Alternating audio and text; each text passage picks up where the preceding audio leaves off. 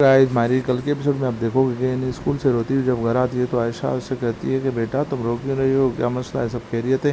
तो ऐसे में ये नहीं कहती है कि अम्मी आप लोगों ने मुझे तबाह और बर्बाद कर दिया है, छोटी उम्र में मेरी शादी करवा के घर में बैठी होती हूँ तो काम के अलावा पढ़ने नहीं देते, और जब स्कूल में होती हूँ तो लोग मुझ पर हंसते हैं और मुझे वहाँ भी पढ़ाई नहीं होती, और जिसका डर था वही हुआ। आज मेरे रिज़ल्ट भी कम आए हैं, मेरे मार्क्स भी कम आए हैं, मेरा रिज़ल्ट बहुत ख़राब आया है, इसलिए मैं परेशान हो रही हूँ। आप लोगों ने मुझे कहीं का नहीं छोड़ा है, मैं पढ़ भी नहीं सकती। तो ऐसे में आयशा कहती है कि बेटा अल्लाह खैर करे, तुम परेशान ना हो। तो ऐसे में नहीं कहती कि मैं परेशान कैसे ना हूँ, घर में बैठूँ तो पप्पा वाले काम पे लगा देते हैं और स्कूल में पढ़ाई नहीं हो रही और इसीलिए मेरे रिजल्ट भी कम आए हैं। तो ऐसे में नहीं रोने लगती है। अब स्कूल में देखोगे कि फ़ाखिर आमना से जब बैठे हुए बातें कर रहा होता है तो उसका हाथ अपने हाथ में पकड़ लेता है।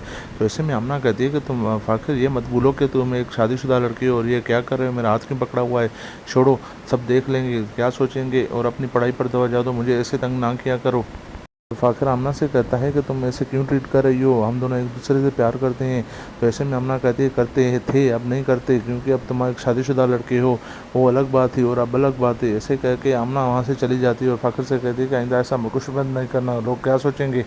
उधर जमशेद जिस लड़की से प्यार करता है उससे अपनी माँ से मिलाने घर लेकर आता है। तो ऐसे में उसकी माँ से कहती है कि बेटा तुम कौन हो और ये क्यों लेकर आए हो इसे। तो ऐसे में जमशेद कहता है कि अम्मी ये आपकी होने वाली बहू है।